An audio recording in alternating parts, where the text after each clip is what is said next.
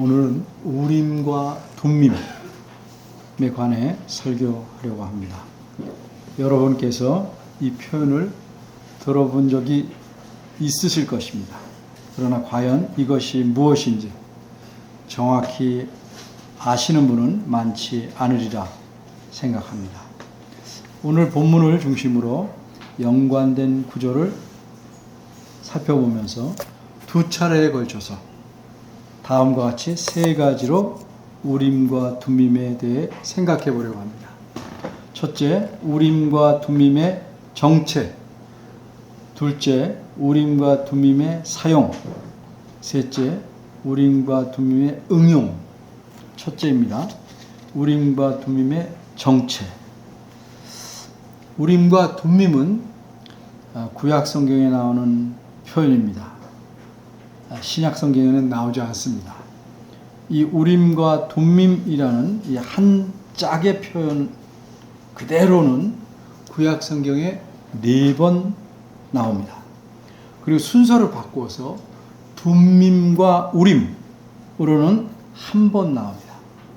그리고 둠밈이란 말 없이 우림이란 말만 2번 나옵니다. 이렇게 해서 모두 7번 구약 성경에만 나옵니다. 그러면 과연 우림과 둠밈이 무엇인지 또 언제 어떻게 사용하였는지에 관해서 우리가 알려면 연관된 여러 성경 구절을 살펴봐야 할 것입니다. 본문인 출애굽기 28장 30절을 먼저 살펴보겠습니다. 본문은 이렇게 말씀합니다.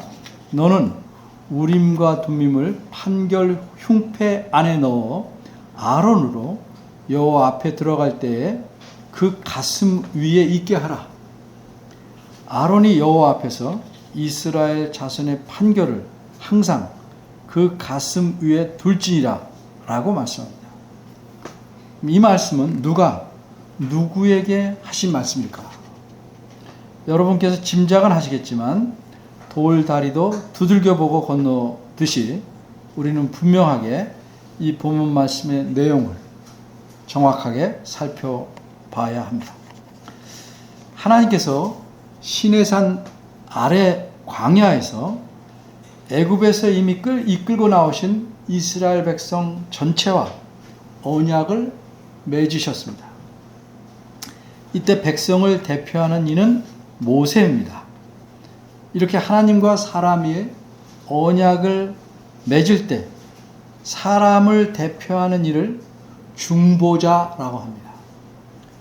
사실 우리는 편의상 하나님께서 이스라엘 백성과 언약을 맺었다 이렇게 말하지만 정확히 말하면 하나님께서 이스라엘 백성에게 언약을 세운 것입니다. 맺은 게 아니고 세운 것입니다. 그러기에 모세는 이스라엘 백성에게 짐승의 피를 뿌리면서 이렇게 말합니다. 이는 여호와께서 이 모든 말씀에 대하여 너희와 세우신 언약의 피니라. 출애굽기 24장 8절입니다. 여기서 모세는 이처럼 언약을 맺었다고 표현하지 않고 세웠다고 표현하는데 그 까닭은 하나님께서 이스라엘 백성과 맺는 언약의 내용이 일방적이기 때문에 그렇습니다. 다시 말해서 언약의 내용은 하나님과 사람이 서로 의논하고 합의해서 정하거나 만드는 것이 아니라 이미 하나님께서 정하신 내용을 사람에게 일방적으로 공포 또는 주시는 것이기 때문입니다. 그래서 하나님께서 이스라엘 백성은 물론이고 어떤 사람이든지 사람과 맺는 언약은 모두 언제나 일방적이기 때문에 맺는다라는 표현보다는 세운다라는 표현을 사용합니다. 특별히 원어에서는 그렇습니다. 이렇게 하나님께서 이스라엘 백성에게 언약을 세우시고 이스라엘 백성이 해야 할 일과 지켜야 할 내용을 중보자로 세우신 모세에게 말씀하시기 시작합니다. 출애굽기 25장 1절을 보면 여호와께서 모세에게 일러 가라사대라고 말씀하심으로써 하나님께서 말씀하시기 시작합니다. 그리고 이 말씀은 쉬지 않고 출애굽기 31장 17절까지 계속됩니다. 그리고 그 다음 구절인 출애굽기 31장 18절에서는 말씀을 다 마치신 하나님께서 십계명을 직접 쓰신, 새기신 두 개의 돌판을 모세에게 주시는 장면으로 마무리합니다. 이렇게 마무리합니다. 여호와께서 시내산 위에서 모세에게 이르시기를 마치신 때에 증거판 둘을 모세에게 주시니 이는 돌판이요 하나님이 친히 쓰신 것이더라. 그런데 오늘 본문은 출애굽기 28장 30절이니 이 말씀은 하나님께서 모세에게 말씀하신 내용인 즉 출애굽기 25장 1절부터 32장 17절 안에 들어있습니다. 28장이니까. 따라서 오늘 본문에서 말씀하신 분은 하나님이시고 하나님께서 너라고 지칭한 사람은 말씀을 듣고 있는 모세가 분명합니다. 그러면 이렇게 하나님께서 모세에게 말씀하신 본문을 자세히 살펴보겠습니다.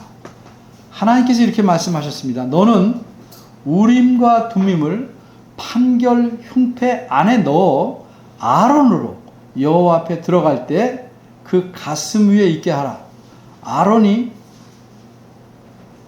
여호와 앞에서 이스라엘 자손의 판결을 항상 그 가슴 위에 둘지니라. 본문을 보면 하나님께서 모세에게 우림과 둠밈을 말씀하셨는데 그것이 무엇인지는 아무런 설명 없이 우림과 둠밈을 말씀하셨습니다. 그런데 이 말씀을 들은 모세 역시 우림과 둠밈이 무엇입니까? 라고 되묻지 않았습니다. 어째서 그렇습니까? 말씀하시는 하나님은 물론이고 듣는 모세도 우림과 둠밈이 무엇인지를 분명히 알고 있었기 때문입니다.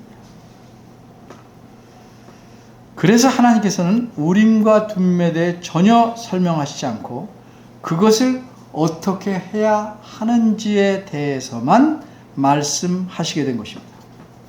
반면에 우리는 우림과 둠밈이 무엇인지를 전혀 모릅니다. 그래서 우리가 우림과 둠밈이 무엇인지 그 정체를 알려면 먼저 본문 말씀의 의미를 잘 알아야 합니다.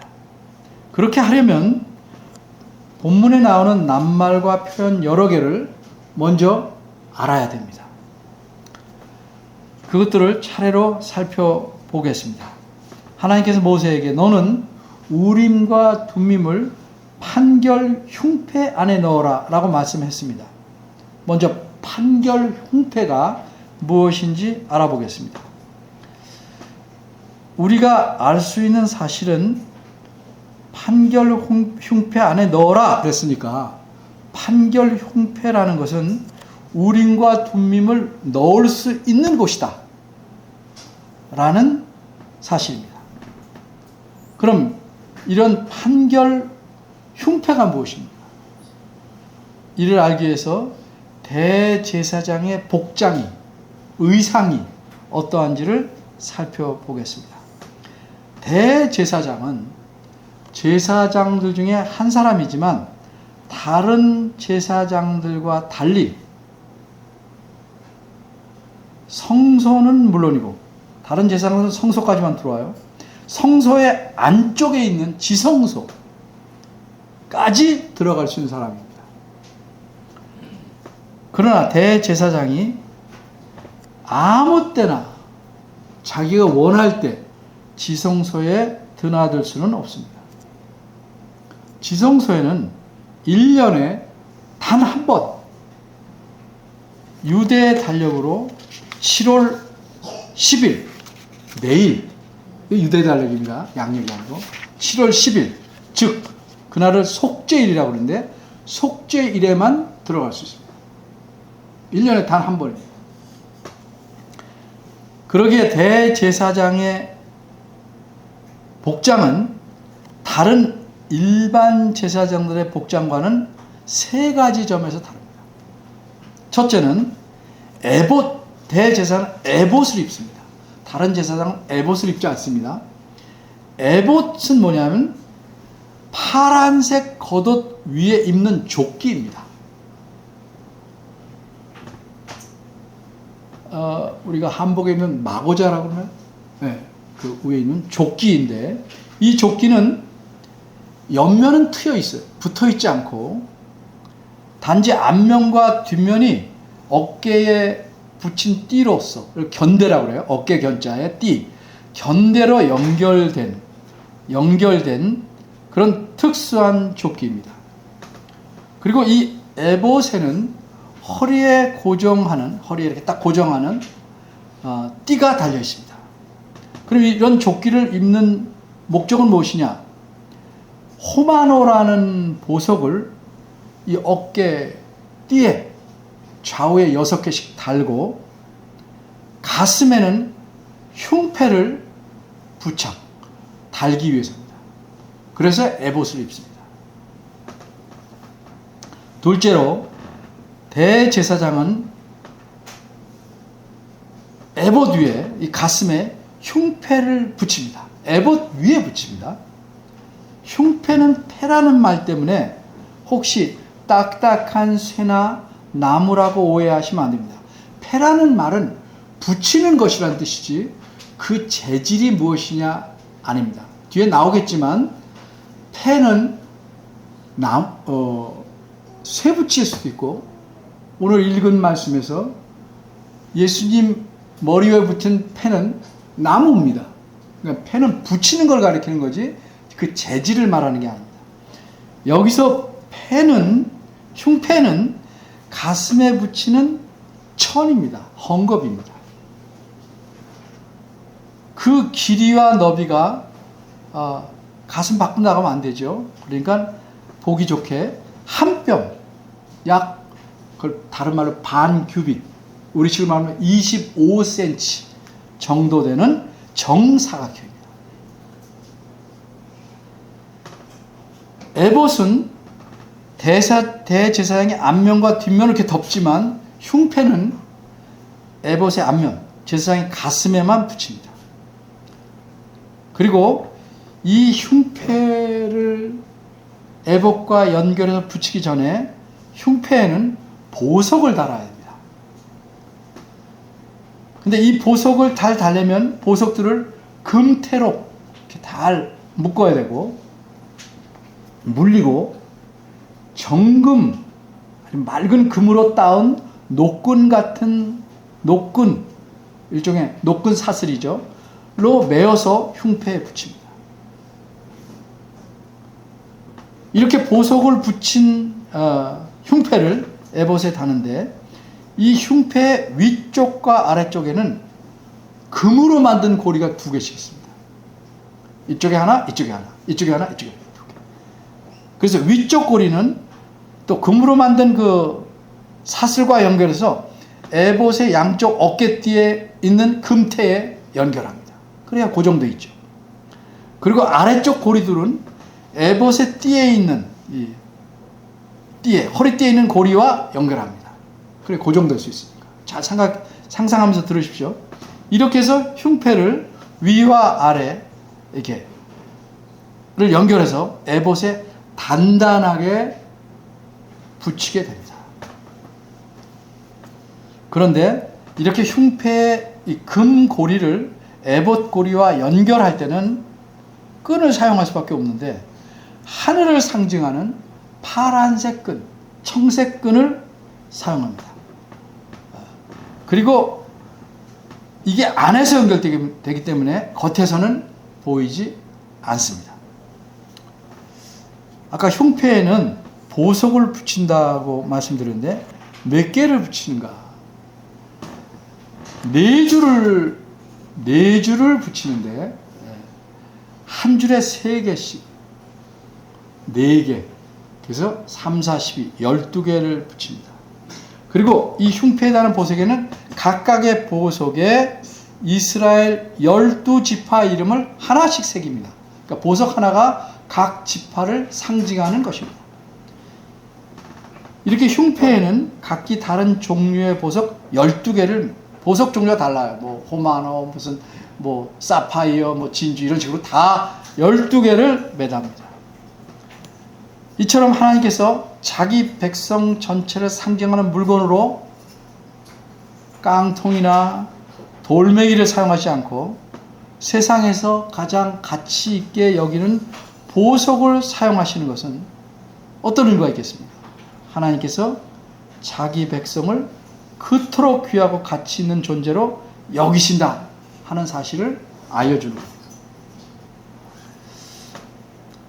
이처럼 12보석을 매단 흉패를 차고 에봇 위에 차고 대제사장이 여호와 하나님 앞에 성소에 혹은 지성소에 들어가는데, 이것은 이스라엘 백성 전체가 이 대표자인 대제사장과 함께 여호와 하나님 앞에 들어간다는 것을 상징합니다. 그리고 이 흉패는 에봇과는 다르게 2겹입니다. 어째서 에봇은 그냥 한 겹인데, 조끼 한 겹짜리인데 흉패는 2겹일까? 그 사이에 우림과 둠밈을 넣기 위해서입니다. 그래서 오늘 본문은 너는 우림과 둠밈을 흉패 안에 넣어라 라고 말씀한 것입니다. 물론 이 2겹인데 아래가 봉해져 있는지 아니면 우리가 둠밈을 다시 끈으로 고정하는지는 말씀하지 않아요. 2겹이기 때문에 그 사이에 넣는 것은 분명합니다. 자, 다른 점 3가지라고 하는데, 첫째는 에봇을 입고, 둘째는 그 에봇 위에 흉패를 붙이는 겁니다. 세 번째 일반 제사장과 차이점은 대제사장은 관을 써야 합니다. 근데 이 관에는 성패를 붙입니다. 여기도 패예요. 거룩한 패라는 말입니다. 성패를 붙이는 것이 특징입니다. 일반 대제사장들 머리에 관을 씁니다. 근데 이 관의 생김새는 조선시대 사람들이 쓰던 그런 관이 아니고 인도 사람들이 머리에 두르는 것과 같은 그런 터번입니다. 제사장은 누구나 고운 배실로 짠 터번을 머리에 써야 합니다. 그런데 일반 제사장들과는 다르게 대제사장이 쓰는 관에는 패가 있어요. 금으로 만든 패. 이거는 금으로 만들었기 때문에 헝겊이 아닙니다. 금패입니다. 거기에는 여호와께 성결, 여호와께 거룩함 이렇게 써 있습니다. 그리고 그걸 파란 끈으로, 색깔을 늘 기억하셔야 됩니다. 금 아니면 파란 끈이에요. 파란 끈을 관에 이렇게, 여기에 관에 이렇게 머리에 쓴 터번에 붙입니다. 자, 이제 여러분께서 짐작하실 수 있으시 왕이신 하나님이 계신 곳으로 상징하는 성소나 대제사장만 들어가는 지성소에 들어가는데, 그곳은 왕이신 여호와께서 계신 곳이고 그것은 하늘에 속한 곳이다를 상징하는 색깔을 가져야 됩니다. 그래서 파란색 옷이나 끈만 사용하는 겁니다. 하늘을 상징하는. 그리고 파란색 겉옷에 방울을 다는데, 저 아래 그건 금방울입니다. 정금방울로 정금방울을 쭉 달고 들어갑니다. 그래서 움직일 때마다 방울 소리가 납니다. 지성소에 들어가서 움직일 때 방울 소리가 안 나면 그 사람은 죽은 겁니다. 그래서 그 사람을 끌어내야 되는데 그건 또 나중에 설명하게 됩니다. 그리고 관에는 정금으로 만든 패를 이렇게 붙여야 합니다. 정금으로 만든 패에 여호와께 성결이라는 글씨를 새긴 이유는 하나님은 지극히 거룩하시다는 사실을 나타내고, 그러기에 하나님의 백성도 반드시 거룩해야 한다 하는 사실을 강조하기 위함입니다. 거룩하지 않으면 하나님 앞에 들어갈 수 없어요. 그래서 저 뒤에 선지서에 보면 하나님 나라에서는 말방울에도 성결이라고 쓴다고 표현되어 있습니다. 거룩해야 돼. 그래서 하나님께서 우리를 거룩하게 만드신 겁니다. 어쨌든 지금까지 대제사장의 복장의 일부를 살펴보았습니다. 이제 본문으로 돌아와서 우림과 둠밈이 그럼 과연 무엇인지 더 알아보겠습니다. 본문 말씀의 앞부분은 너는 우림과 둠밈을 판결 흉패 안에 넣어라 입니다. 이 말씀에서 우리가 분명히 알 수 있는 사실은 우림과 둠밈이 실제로 만질 수 있는 것이다. 왜? 집어넣을 수 있으니까. 흉패 안에 넣을 수 있는 물건이다. 그러니까 흉패보다 크지 않은 거죠. 이런 사실은 알 수 있습니다. 그런데 본문에 보면 흉패를 가리켜 판결 흉패라고 하였으니 제사장이 가슴에 이게 매다는 흉패는 에보드 위에 붙이는 흉패는 판결과 관련이 있는 게 분명합니다. 그리고 이 흉패 안에 우림과 둠밈을 넣게 하셨으니 우림과 둠밈도 판결과 어떤 연관이 있을 수 있다라고 볼 수 있습니다. 우선 위에서 말씀드린 바대로 흉패는 몇 겹이요? 2겹으로 되어 있기 때문에 이 부분이 주머니 같은 역할을 할 수 있고 그 안에 우림과 둠밈을 넣는 것입니다. 우림과 둠밈은 히브리 말을 그대로 쓴 겁니다. 우림, 투밈. 우리말을 번역해서 둠밈인데 그럼 우림의 뜻은 빛입니다. 빛. 복수형입니다. 빛. 둠밈은 완전함입니다. 그러니까 우림의 이름은 빛이고 둠밈의 이름은 완전함입니다. 이 히브리 단어의 뜻입니다. 낱말의 뜻입니다. 이렇게 각기 뜻이 다르니까 우림과 둠밈은 한 개의 물건이 아니고 2개의 물건입니다. 이건 빛이고 이건 완전 이름이 달라요. 근데 이 2개의 물건이 구체적으로 무엇이고 정확히 어떻게 생겼는지 우리는 알 수 없어요. 다음 시간에도 알 수 없어요. 오늘만 알 수 없는 게 아니에요. 수많은 학자들이 연구했는데 더 이상 알 수 없어요. 나머지는 다 추측이에요. 12보석을 매단 흉패 안에 들어가는 물건이니까 이 물건은 적어도 값진 물건이죠. 아주 값진 그릇 안에 쓰레기 같은 걸 넣을 수는 없잖아요. 값진 그릇 안에 넣는 것은 거기에 걸맞는 물건이죠. 좋은 보석함에 휘종을 넣겠어요? 아니면 구슬을 넣겠어요? 따라서 합리적으로 생각할 때 12보석을 매단 흉패 안에 넣는 물건이니까 이 2 물건 역시 보석, 어떤 보석이 뭐지만 보석이라고 보는 것이 합당합니다.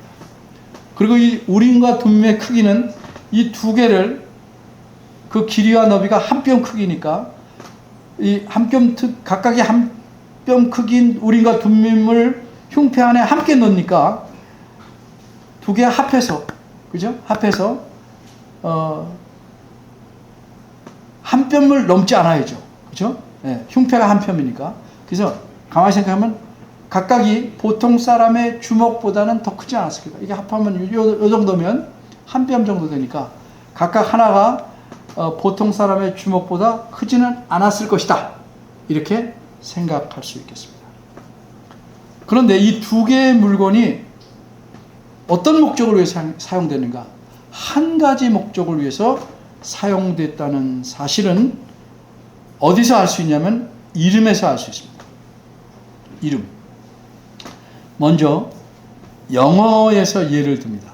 전에도 들고 제가 자주 드는 예인데 브레드 빵이죠. and 그리고 버터.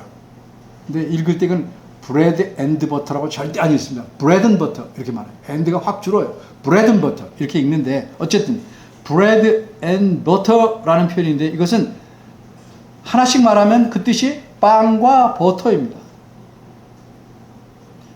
근데 이것은 빵과 버터를 각각 말하는 것이 아니라 버터를 바른 빵을 가리킵니다.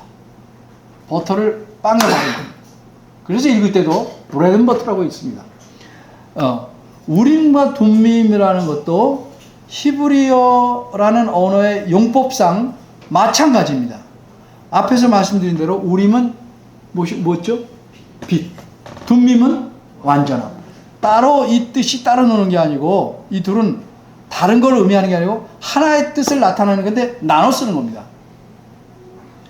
따라서 그것은 빛과 완전함이기 때문에 이 뜻은 뭐냐면 완전한 빛이라는 뜻입니다. 이게 히브리어법의 용법입니다. 완전한 빛이라는 뜻입니다. 그러면 우림과 둠밈이 두 개가 합해서 완전한 빛이라는 뜻을 갖는 이유는 무엇일까? 그것은 비유적으로 말하자면 완전한 빛과 같은 역할을 하기 때문입니다. 예를 들어보겠습니다. 어찌할 바를 모르고 쩔쩔매거나 사방이 꽉 막혀 답답한 상황을 가리켜 우리는 뭐라고 그래요? 깜깜한 어둠이다. 이렇게 비유할 수 있죠. 그런데 그 상황에서 빠져나올 수 있는 희망이나 해결을 깜깜한 어둠이라고 비유했으니까 뭐라고 표현할 수 있어요? 빛이라고 비유할 수 있습니다. 근데 이 빛이 완전하게 칠흑 같은 그 어둠에서 능히 벗어날 수 있게 해준다면 그 빛을 완전한 빛이다. 이렇게 비유적으로 표현할 수 있습니다. 이런 역할이 우림과 둠밈이 담당하는 역할입니다. 후에 성경 말씀을 통해서 더 입증하겠지만 이렇게 우림과 둠밈으로서 어떤 어렵거나 사람이 처한 난감한 상황에서 어떻게 해야 되는가 고민하는데 어떻게 해야 될지 하나님의 뜻이 분명하게 알 수 있다면 좋죠. 그래서 그 상황에서 하나님의 분명한 뜻을 알아낼 수 있는 방법이 우리가 둠밈이었어요. 다시 말해서 대제사장은 우림과 둠밈을 사용해 어떤 특별한 경우에 하나님의 뜻을 알아서 정확하게 알아서 그 뜻에 맞게 판결하거나 결정할 수 있었습니다. 그래서 우리가 둠밈을 완전한 빛이라고 비유한 것입니다. 물론 대제사장이 이 두 개의 보석으로 어떻게 판결했는지는 우리로서는 지금 그리고 다음 시간에도 구체적으로 정확하게 알 수 없습니다. 그러나 어쨌든 이 두 개의 보석을 흉패에 넣어두고 대제사장이 판단이나 결정을 하였기 때문에 그 흉패를 판결 흉패라고 부르는 것으로 보입니다. 오늘 여기까지만 말씀을 드리겠습니다. 이미 하나님께서는 출애굽기 20장에서 뭘 주셨죠? 이스라엘 백성에게 20장에서 10가지 계명. 출애굽기 20장은 10계명입니다. 10계명을 주셨어요. 그리고 이 10계명 근본적인 원칙인 10계명의 근거에서 더 필요한 내용들을 풀어서 그 규칙들을 출애굽기 20장 22절부터 연이어서 23장 33절까지 자세히 가르쳐 주십니다. 그리고 이 내용을 모세가 백성들에게 알려줍니다. 그래서 이 사실을 출애굽기 24장 3절에서 이렇게 말씀합니다. 모세가 와서 여호와의 모든 말씀과 그 모든 율례를 백성에게 고하매. 이렇게 모세가 백성에게 알린 내용은 한마디로 그것이 율법의 핵심입니다. 다른 모든 사항들은 이것을 응용, 적용, 넓혀 해석한 겁니다. 이게 율법의 핵심입니다. 그리고 이 내용을 기록한 글을 다시 한번 백성에게 낭독하고 언약을 세우는데 그래서 그 글을 가리켜 출애굽기 24장 7절에서 뭐라고 그러냐면 언약서, 언약의 책이라고 말합니다. 언약을 맺을 때 낭독한 글이기 때문에 그렇습니다. 이렇게 하나님께서 율법을 글로 기록해서 이스라엘 백성에게 주셨어요.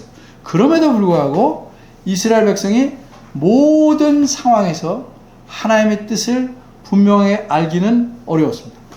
우리에게 성경이 있지만 이 성경을 보고 여러분이 처한 모든 상황에서 하나님의 뜻을 분명히 알 수 있어요? 어떤 경우는 많이 모르잖아요. 어떻게 할지 답답하죠. 그죠? 그러니까 율법이 있어도 또 충분히 이게 성경이 완성되지 않았으니까 율법만 가지고 모든 걸 충분히 이해할 만한 수준에 이르지도 않았어요. 또 해석하는 것이 사람마다 좀 다를 수도 있어요. 그러면 어떤 급한 결정을 내릴 때는 어떻게 되냐? 국가적으로, 백성 전체로, 그렇죠? 그래서 이스라엘 백성이 모든 상황에서 하나님의 뜻을 분명히 알기 어려웠기 때문에 그래서 하나님께서는 그들의 수준에서 아직 판단하기 어려운 어떤 상황에서 하나님의 뜻을 분명히 알도록 하셨는데 그 알도록 하는 도구가 우림과 둠밈입니다. 그럼 하나님께서 이렇게 율법을 주셨음에도 불구하고 우림과 둠밈으로써 모든 상황에서 하나님의 뜻을 분명히 알 수 있도록 하신 까닭이 무엇이라고 생각하십니까? 그것은 한마디로 말하면 하나님은 하나님의 백성이 처한 모든 상황에서 어떤 상황에서든지 하나님의 뜻을 바로 알아서 그 뜻대로 행하며 움직이고 살아가기를 원하시기 때문입니다.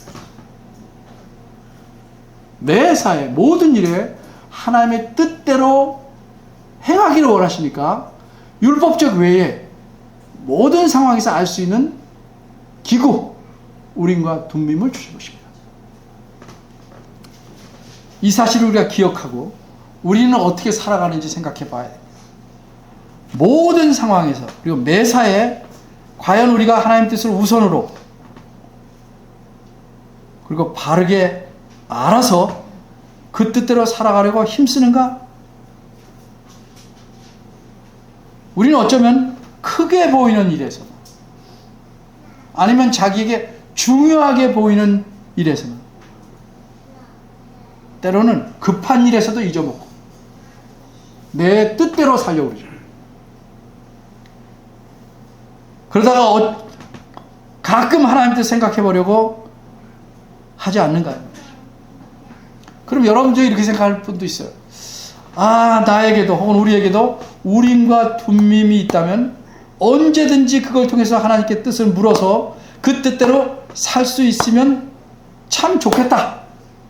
이렇게 생각할 수도 있겠죠? 그것을 뭐라고 그러냐면 두 글자로 착각이라고 그래요. 착각. 왜 그런가 보십시오.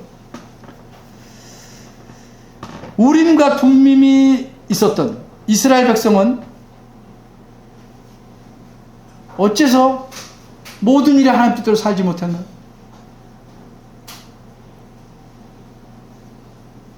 중요한 모든 일에 물어보려고 하지 않았어. 우리가 둠밈을 주셨음에도 불구하고.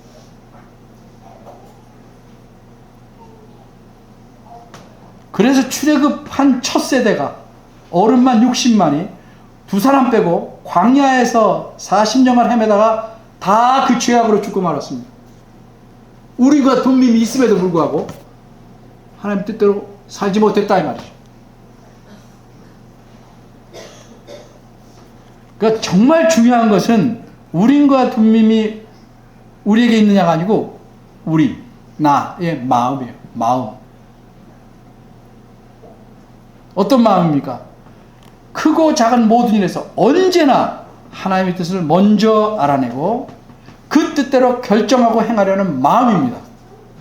그 마음이 없으면 우림과 둠밈이 아무리 많아도 하나님 뜻대로 살 수 없습니다.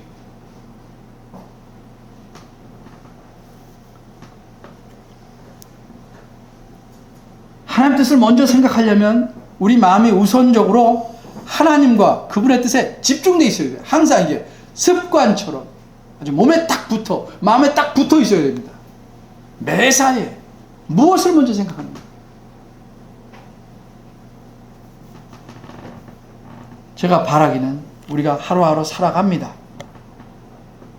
어제보다 오늘, 또 오늘보다 내일 좀 더 많이 그리고 바르게 하나님의 뜻을 염두에 두어서 살아가야 됩니다. 그래야 하나님을 기쁘시게 하고, 그렇게 하기 위해서 모든 언행을 삼가하고 조심하는 그런 성숙한 자녀가 될 수 있습니다. 그런 성숙한 여러분이 되기를 바랍니다. 기도하겠습니다. 은혜로우신 하나님 아버지, 하나님께서 옛날 이스라엘 백성에게 율법을 주시고 또 우림과 둠밈을 주신 이유, 목적을 저희들이 생각해 보았습니다. 우리에게 이 귀한 하나님 말씀을 주셨는데 적지 않은 사람들이 잘 읽지 않고 깨달으려 하지 않고 건성으로 읽고